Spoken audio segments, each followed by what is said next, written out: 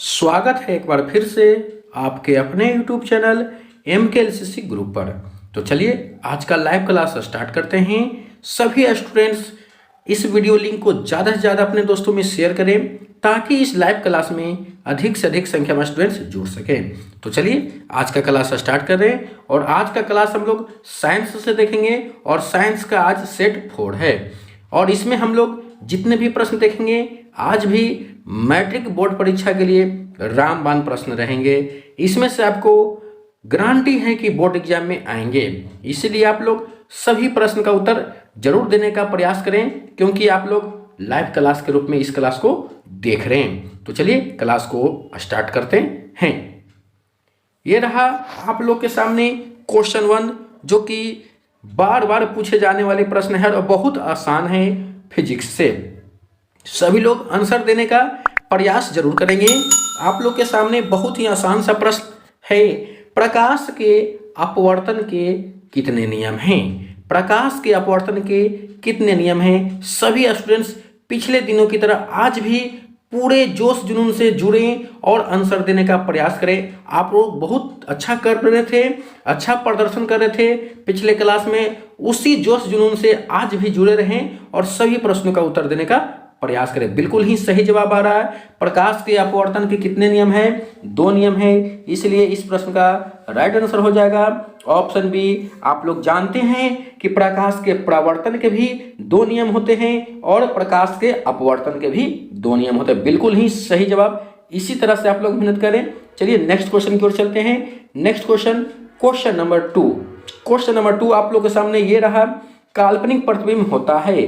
काल्पनिक प्रतिबिंब होता है तो आप लोगों को क्लास में बताया गया होगा बार बार वास्तविक प्रतिबिंब किस तरह से होते हैं और काल्पनिक प्रतिबिंब किस तरह के होते हैं, और इस पर एक प्रश्न भी आप लोगों को बताया गया था, वास्तविक प्रतिबिंब एवं काल्पनिक प्रतिबिंब में अंतर को लिखें। और यह एग्जाम में 2 नंबर में आते भी हैं, इसलिए अगर आप लोग को वह प्रश्न का उत्तर याद है तो इस प्रश्न का उत्तर आप आसानी से दे सकते हैं। काल्पनिक प्रतिबिंब क्या होता है बाबू? बिल्कुल ही सही जवाब।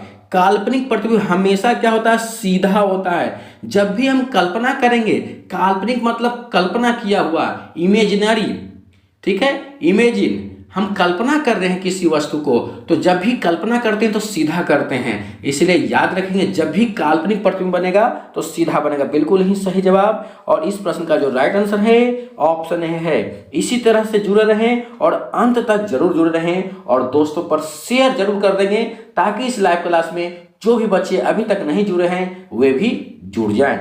आगे बढ़ते हैं नेक्स्ट क्वेश्चन की ओर। नेक्स्ट क्वेश्चन आप लोग के सामने ये रहा, समतल दर्पण द्वारा बना प्रतिबिंब होता है। समतल दर्पण द्वारा बना प्रतिबिंब होता है, कैसा होता है? वास्तविक, काल्पनिक या दोनों या इनमें से कोई नहीं? सभी लोग बताएंगे। आज बिल्कुल ही आसान सा प्रश्न आप लोग के सामने आ रहा है और सभी के सभी प्रश्न पूछा हुआ प्रश्न है। ये मत समझिएगा कि ये सभी प्रश्न नहीं पूछेगा, ये सभी बार बार बोर्ड एग्जाम में पूछे जाते हैं। हम वही प्रश्न लेकर आते हैं जो आपके बोर्ड एग्जाम में पूछे जा सकते हैं, इसलिए आप लोग ध्यान से देखेंगे इस लाइव क्लास को और आंसर देने का प्रयास करेंगे। बिल्कुल ही सही जवाब आ रहा है। समतल दर्पण द्वारा बना प्रतिबिंब क्या होता है? काल्पनिक होता है। समतल दर्पण द्वारा बना प्रतिबिंब काल्पनिक और सीधा बनता है, याद रखेंगे, काल्पनिक और सीधा। तो इस प्रश्न का राइट आंसर बिल्कुल ही सही जवाब था ऑप्शन बी। ऑप्शन बी इस प्रश्न का राइट आंसर होगा। आगे बढ़ते हैं और यह क्लास आप लोग को अच्छा लग रहा है तो वीडियो को लाइक करना न भूलें। वीडियो को लाइक जरूर करें। आप लोग वीडियो को लाइक करते हैं तो इससे हमें बहुत प्रेरणा मिलती है, हम उत्साहित होते हैं और इसी तरह से डेली लाइव क्लास लाने के लिए हम सोचते रहते हैं कि कब 8 बजे और आप लोग के लिए लाइव क्लास लेकर आए। इसलिए आप लोग वीडियो को लाइक और दोस्तों पर ज़्यादा से ज़्यादा शेयर करें ताकि इस लाइव क्लास में अधिक से अधिक संख्या में स्टूडेंट्स जुड़ सके। तो आगे बढ़ते हैं नेक्स्ट क्वेश्चन की ओर। नेक्स्ट क्वेश्चन बहुत ही महत्वपूर्ण प्रश्न है और यह प्रश्न बार बार एग्जाम में पूछे जाते हैं और अधिकतर बच्चे कंफ्यूजन में इसे गलत बनाकर आते हैं, क्योंकि देख सकते हैं 4 ऑप्शन आपके सामने है और 4 ऑप्शन में दर्पण और लेंस दोनों का ऑप्शन मिला दिया है। तो इसीलिए सिर्फ अवतल उत्तल याद करने से काम नहीं चलेगा, लेंस और दर्पण में भी कंफ्यूजन होंगे, इसलिए याद रखेंगे और सभी लोग बताएंगे कि इस प्रश्न का राइट आंसर क्या होगा। सरल सूक्ष्मदर्शी, सरल सूक्ष्मदर्शी में किसका उपयोग होता है? सरल सूक्ष्मदर्शी में किसका उपयोग होता है? बिल्कुल ही सही जवाब, सरल सूक्ष्मदर्शी में उत्तल लेंस का प्रयोग होता है। तो इस प्रश्न का राइट आंसर हो जाएगा ऑप्शन डी, उत्तल लेंस। उत्तल लेंस का उपयोग सरल सूक्ष्मदर्शी में किया जाता है। बिल्कुल ही सही जवाब। आप लोग बहुत अच्छा प्रदर्शन कर रहे हैं। इसी तरह से, इसी जोश और उमंग से तैयारी करते रहें और अच्छे मार्क्स से उत्तीर्ण हों। मुझे पूर्ण विश्वास है आप लोग इसी तरह से मेहनत जरूर करेंगे। तो आगे बढ़ते हैं नेक्स्ट क्वेश्चन। नेक्स्ट क्वेश्चन आप लोग के सामने ये रहा। एक उत्तल लेंस होता है, एक उत्तल लेंस कैसा होता है बाबू? सभी जगह समान मोटाई का, कि बीच की अपेक्षा किनारों पर मोटा होता है, किनारों की अपेक्षा बीच में मोटा होता है, या इनमें से कोई नहीं? तो अगर आप लोग उत्तल लेंस का फिगर दिमाग में है तो आप आराम से बता सकते हैं। उत्तल लेंस कुछ इस तरह से रहते हैं। तो देख सकते हैं क्या है बाबू, बीच में चौड़ा है अर्थात मोटा है, ऊपर नीचे पतला हो जाता है। तो देख सकते हैं कौन सा ऑप्शन है, कौन सा ऑप्शन है? बीच में चौड़ा अर्थात मोटा, ऊपर नीचे पतला। तो देख सकते हैं किनारों की अपेक्षा बीच में मोटा। बिल्कुल ही सही जवाब।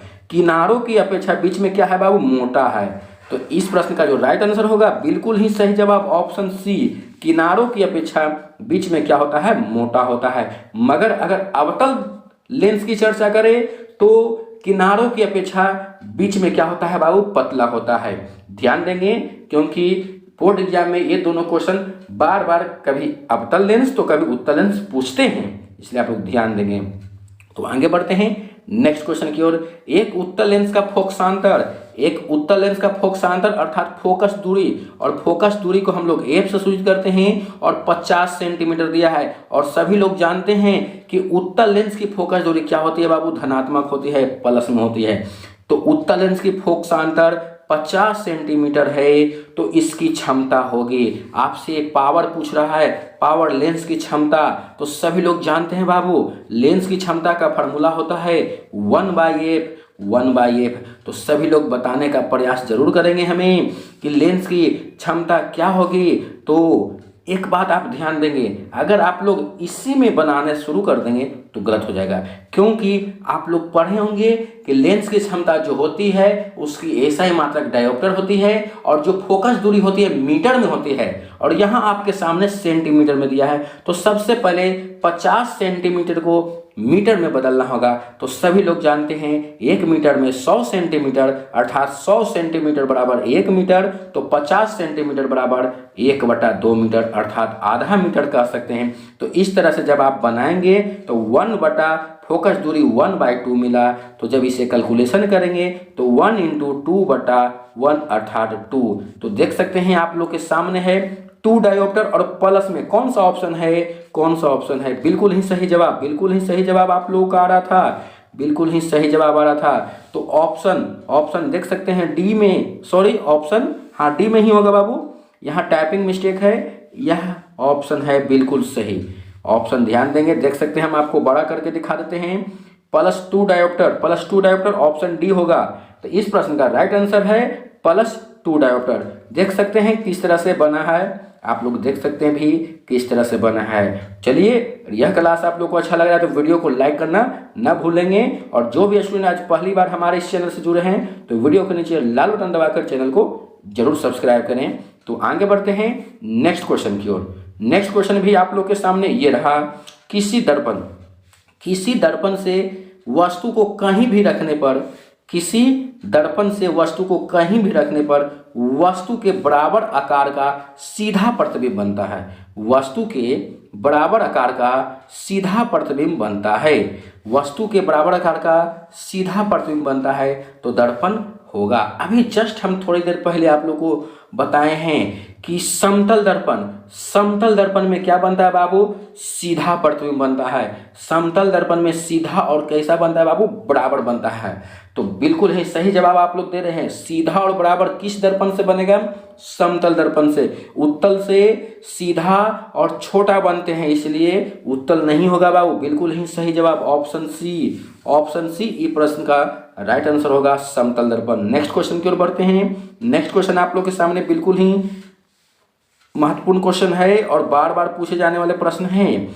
अगर किसी अवतल दर्पण की फोकस दूरी f और वक्रता त्रिज्या r हो तो अब बताइए, आपसे यहाँ फॉर्मूला पूछ रहा है, फोकस दूरी और त्रिज्या के बीच जो फार्मूला होते हैं, सूत्र होते हैं, जो संबंध होते हैं, वह पूछ रहा है। इसी प्रश्न को आपसे ऐसा भी पूछता है कि फोकस दूरी और वक्रता त्रिज्या में क्या संबंध है, कौन सा संबंध है, तो आपको ऑप्शन 4 देंगे। तो ये सभी क्वेश्चन एक ही हैं। किसी अवतल दर्पण की फोकस दूरी f और वक्रता त्रिज्या r है, तो निम्नलिखित में कौन सही है। तो सभी लोग क्लास में पढ़ चुके होंगे कि फोकस दूरी वक्रता त्रिज्या की आधी होती है, अर्थात f बराबर r/2 कह सकते हैं, या हम कह सकते हैं वक्रता त्रिज्या फोकस दूरी की दुगना होती है, अर्थात ये भी कह सकते हैं। तो देख सकते हैं ऑप्शन में कौन सा ऑप्शन सही है। बिल्कुल ही सही जवाब, बिल्कुल ही सही जवाब ऑप्शन ए, f बराबर r/2, f बराबर r/2 इस प्रश्न का राइट आंसर होगा, अर्थात ऑप्शन ए इस प्रश्न का राइट आंसर हो जाएगा। चलिए आगे बढ़ते हैं नेक्स्ट क्वेश्चन की ओर। और यह क्लास आप लोग को अच्छा लग रहा है तो वीडियो को जरूर लाइक करें, और जो भी स्टूडेंट आज पहली बार हमारे इस चैनल से जुड़े हैं तो वीडियो के नीचे लाल बटन दबाकर चैनल को जरूर सब्सक्राइब करें। तो आप लोग के सामने बहुत ही महत्वपूर्ण प्रश्न है, प्रकाश का वर्ण विक्षेपण। प्रकाश का वर्ण विक्षेपण किस उपकरण से संभव है। प्रकाश का वर्ण विक्षेपण किस उपकरण से संभव है। तो मैंने पिछले दिन क्लास में आप लोग को बताया था कि प्रकाश का वर्ण विक्षेपण हम लोग प्रिज्म से जब श्वेत प्रकाश को गुजारते हैं, प्रिज्म से जब श्वेत प्रकाश को गुजारते हैं तो क्या होता है, 7 रंगों में विभक्त हो जाती है। 7 रंगों में क्या हो जाती है बाबू, विभक्त हो जाती है, 7 रंगों में विभक्त हो जाती है। तो इस तरह से हम लोग प्रिज्म से ही जब गुजारेंगे तो वह 7 रंगों में विभक्त होगी। देख सकते हैं इस तरह से कुछ हम प्रिज्म पाड़ने का प्रयास कर रहे हैं, और थोड़ा सा आकृति सही नहीं बन पा रही, कोई बात नहीं। इस तरह से हम श्वेत प्रकाश को गुजारते हैं तो क्या होता है बाबू, इस तरह से 7 रंगों में विभक्त हो जाती है, 7 रंगों में विभक्त हो जाती है। तो प्रकाश का वर्ण विक्षेपण किससे संभव है, प्रिज्म से संभव है। किससे संभव है, प्रिज्म से। बिल्कुल ही सही जवाब आप लोग दे रहे थे, ऑप्शन सी इस प्रश्न का राइट आंसर होगा। इस प्रश्न का राइट आंसर ऑप्शन सी, प्रकाश का वर्ण विक्षेपण किस उपकरण से संभव है, तो प्रिज्म से। आगे बढ़ते हैं next question, side mirror. Side mirror में प्रयुक्त होता है, तो आप लोग को क्लास में बार बार इसके बारे में बताया गया होगा, और इससे 2 नंबर वाले प्रश्न भी बताया गया है कि उत्तल दर्पण का उपयोग साइड मिरर में करते हैं क्यों। ऐसा भी प्रश्न आप लोग के एग्जाम में आएगा। तो बिल्कुल ही आसान प्रश्न है, सभी लोग देख सकते हैं, पूर्ण विश्वास है, और अभी आपको बता चुके भी कि साइड मिरर अर्थात जो मोटर गाड़ी के चालक के सामने जो साइड में एक दर्पण लगे रहते हैं, चाहे वो 2 व्हीलर हो, 4 व्हीलर हो या बड़ा गाड़ी हो, ड्राइवर के सामने, चालक के सामने एक दर्पण लगा रहता है, तो उसमें कौन सा दर्पण रहता है, उत्तल दर्पण। बिल्कुल ही सही जवाब होगा बाबू, उत्तल दर्पण बिल्कुल ही सही जवाब होगा, ऑप्शन 20 इस प्रश्न का राइट आंसर होगा, ऑप्शन बी। आगे बढ़ते हैं नेक्स्ट क्वेश्चन की ओर, फोटोग्राफी कैमरा। फोटोग्राफी जो कैमरा फोटो क्लिक करता है, आप लोग देखते हैं, जो आप लोग कैमरा देखते हैं वो फोटोग्राफी कैमरा है, उसका अभिदृश्यक होता है। किसका होता है, लेंस का होता है या दर्पण का। अगर लेंस का होता है तो किस लेंस का होता है, और अगर दर्पण का होता है तो किस दर्पण का होता है, बताने का प्रयास करें। फोटोग्राफी कैमरा का अभिदृश्यक होता है, तो याद रखेंगे बहुत बढ़िया। फोटोग्राफी कैमरा का जो अभिदृश्यक होता है वह उत्तल लेंस का होता है, उत्तल लेंस का, बहुत बढ़िया। तो इस प्रश्न का जो राइट आंसर होगा बाबू ऑप्शन है। इसी तरह से मेहनत करें और प्रतिदिन लाइव क्लास से जरूर जुड़ें, प्रतिदिन लाइव क्लास से जरूर जुड़ें, और वीडियो को अपने दोस्तों में शेयर करें ताकि इस क्लास का आनंद और भी स्टूडेंट्स उठा सकें और अपनी तैयारी को बेहतर बना सकें। तो आगे बढ़ते हैं नेक्स्ट क्वेश्चन की ओर। नेक्स्ट क्वेश्चन कहता है, किसी गोलीय दर्पण की वक्रता त्रिज्या 50 सेंटीमीटर है तो उसकी फोकस दूरी होगी। अभी जस्ट आप लोग के सामने इसको हल करने का डिस्कशन करवाए थे, चर्चा हुआ था बाबू, फोकस दूरी और वक्रता त्रिज्या। गोलीय दर्पण है, यहाँ अवतल उत्तल की चर्चा नहीं है। गोलीय दर्पण कितने प्रकार के, 2 प्रकार के, कॉन्वेक्स और कॉनकेव, अवतल उत्तल। तो यहाँ गोलीय दर्पण, कोई भी दर्पण हो सकता है, अवतल भी हो सकता है, उत्तल भी हो सकता है। तो गोलीय दर्पण की वक्रता त्रिज्या अर्थात R बराबर दिया है बाबू 50 सेंटीमीटर। तो आपसे फोकस दूरी पूछ रहा है और सभी लोग जानते हैं कि फोकस दूरी क्या होती है, वक्रता त्रिज्या की आधी होती है, अर्थात 50 का आधा कितना हो जाएगा बाबू, 25 सेंटीमीटर। बिल्कुल ही सही जवाब होगा 50 सेंटीमीटर इस प्रश्न का राइट आंसर, जो कि ऑप्शन सी में है। ऑप्शन सी में बिल्कुल ही सही जवाब, इस प्रश्न का राइट आंसर ऑप्शन सी। आगे बढ़ते हैं, और क्लास अच्छा लग रहा है तो वीडियो को जरूर लाइक करें, वीडियो को जरूर लाइक करें। कहता है किसी उत्तल लेंस की फोकस दूरी हमेशा होती है। तो आप लोग ध्यान से इस क्लास में जुड़े हुए हैं तो इस प्रश्न का आराम से उत्तर दे सकते हैं, क्योंकि इसकी चर्चा मैंने पिछले प्रश्न में किया है, इसलिए आप लोग जवाब दे सकते हैं। आपको याद होगा क्षमता निकाले थे, लेंस की क्षमता, उसमें इस प्रश्न की चर्चा हुई है। उत्तल लेंस की फोकस दूरी क्या होती है, बिल्कुल ही सही जवाब, उत्तल लेंस की फोकस दूरी हमेशा धनात्मक होती है, प्लस में होती है, प्लस में होती है, प्लस में होती है। इसलिए इस प्रश्न का राइट आंसर होगा ऑप्शन ए। आगे बढ़ते हैं नेक्स्ट क्वेश्चन की ओर। जब प्रकाश की किरण हवा से कांच में प्रवेश करती है, अर्थात विरल माध्यम से सघन माध्यम, हवा हो जाएगा विरल माध्यम, कांच हो जाएगा सघन माध्यम। जिस माध्यम में प्रकाश का वेग अधिक हो उसे विरल माध्यम कहेंगे, और जिस माध्यम में प्रकाश का वेग कम हो उसे सघन माध्यम कहेंगे। तो कहता है जब प्रकाश की किरण हवा से कांच में प्रवेश करती है तो मुड़ जाती है, किधर मुड़ती है? तो इसका उदाहरण आप लोग प्रिज्म से जब श्वेत प्रकाश को गुजारते हैं उसमें देखते होंगे कि जब किरण इस तरफ से जाती है तो जो प्रिज्म रहता है इसमें क्या होता है, इधर की ओर मुड़ जाता है, और इसका यही तो अभिलंब है, तो अभिलंब की ओर मुड़ जाता है बाबू, अभिलंब की ओर मुड़ता है, अर्थात अभिलंब के निकट होती है। बिल्कुल ही सही जवाब ऑप्शन बी, ऑप्शन बी इस प्रश्न का राइट आंसर होगा। चलिए नेक्स्ट क्वेश्चन की ओर बढ़ते हैं। नेक्स्ट क्वेश्चन आप लोग के सामने ये रहा, किसी दर्पण से हमेशा वस्तु छोटा, किसी दर्पण से हमेशा वस्तु से छोटा प्रतिबिंब प्राप्त हो, अर्थात छोटा प्रतिबिंब प्राप्त हो। तो आप लोग बहुत अच्छी तरह से जानते होंगे, हमें पूर्ण विश्वास है, और आप लोग अच्छी तरह से पढ़े भी होंगे कि किस दर्पण से हमेशा छोटा प्रतिबिंब बनता है। इसी गुण के कारण तो मोटर गाड़ी के साइड मिरर में इसका प्रयोग किया जाता है। इतना हिंट से दे दिए बाबू, बिल्कुल ही सही जवाब उत्तल दर्पण, उत्तल दर्पण में वस्तु से हमेशा छोटा प्रतिबिंब बनता है। तो इस प्रश्न का राइट आंसर हो जाएगा बाबू ऑप्शन बी। तो आज का क्लास आप लोगों को कैसा लगा कमेंट बॉक्स में जरूर बताएं। आज हम कुछ कम प्रश्नों का डिस्कशन करवा रहे हैं क्योंकि समय का थोड़ा अभाव था, आज थोड़ा विशेष काम था, और आज मकर संक्रांति का त्यौहार भी था, इसलिए मकर संक्रांति के त्यौहार की हार्दिक शुभकामनाएं भी आप लोगों को है। और आप लोग बेहतर ढंग से, हमें पूर्ण विश्वास है कि इस मकर संक्रांति त्यौहार को अच्छे ढंग से मनाए भी होंगे। तो इसी के साथ आज हम लोग इस क्लास को यहीं रोकते हैं, और अगले दिन इसी तरह से हम लोग लाइव क्लास से फिर जुड़ेंगे।